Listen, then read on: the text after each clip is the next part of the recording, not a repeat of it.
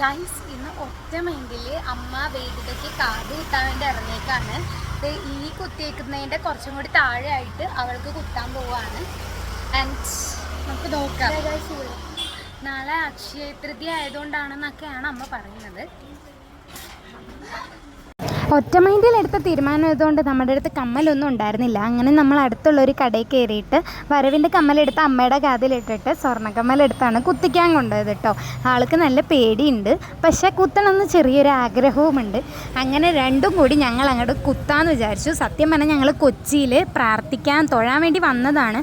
പക്ഷേ ഭയങ്കര അൺഎക്സ്പെക്റ്റഡ് ആയിട്ട് ഞങ്ങൾ വെറുതെ പോയി ഈ കടയിലാണ് കുത്തിക്കാൻ പോകുന്നത് കേട്ടോ. ഞാൻ ലാസ്റ്റായിട്ട് കാത് കുത്താൻ പോയപ്പോൾ അവളും വന്നായിരുന്നു. അന്ന് അവളെടുത്ത തീരുമാനമാണ് ഞാൻ ഒരിക്കലും കാത് കുത്തൂല എന്നുള്ളത്. പക്ഷെ ഇന്ന് അമ്മ ഈ കാര്യം 2 പ്രാവശ്യം അവതരിപ്പിച്ചപ്പോൾ തന്നെ അവള് സമ്മതിച്ചു കേട്ടോ കാത് കുത്താനായിട്ട്. ഞങ്ങളുടെ വീട്ടിലെ എല്ലാവർക്കും കാത് കുത്തുന്ന ഒരു ഹോബിയാണെന്ന് എല്ലാവരും പറയാറുണ്ട്. പക്ഷെ കൂട്ടത്തിൽ ഏറ്റവും കൂടുതൽ ഈ ക്രേസ് ഉള്ളത് എനിക്കാണ് കേട്ടോ. എനിക്കിപ്പോൾ തന്നെ 5 എണ്ണം കുത്തിയിട്ടുണ്ട്.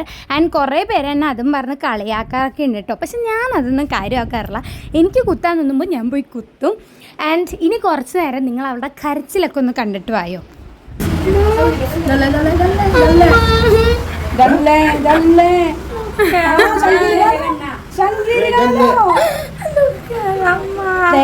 ഈ സീൻ കണ്ടോണ്ടിരിക്കുമ്പോ എനിക്ക് അന്യനിലെ വിക്രമിനെയാട്ടോ ഓർമ്മ വന്നത്. കരഞ്ഞോണ്ടിരിക്കുമ്പോ മൂഡ് മാറ്റാൻ വേണ്ടി എന്തോ പറഞ്ഞപ്പോഴത്തേക്ക് ചിരിച്ചതാണ് കേട്ടോ കണ്ടത്. അങ്ങനെ ആൾക്ക് നല്ല വേദന എടുത്തെങ്കിലും കുറച്ചു നേരം കഴിഞ്ഞപ്പോഴത്തേക്കും ഭയങ്കരമായിട്ട് ഇഷ്ടപ്പെട്ടു കേട്ടോ. വേദന എടുത്താ വേദന ഈ ചെവിയില് വേദന എടുത്തില്ല. ചെവിയില് വേദന ഇപ്പൊ ഹാപ്പി അല്ലേ? ചെവി കണ്ട എങ്ങനെയുണ്ട്? അവിടെ ചെവി നോക്കട്ടെ. ഓക്കെ ഓക്കെ അല്ലേ?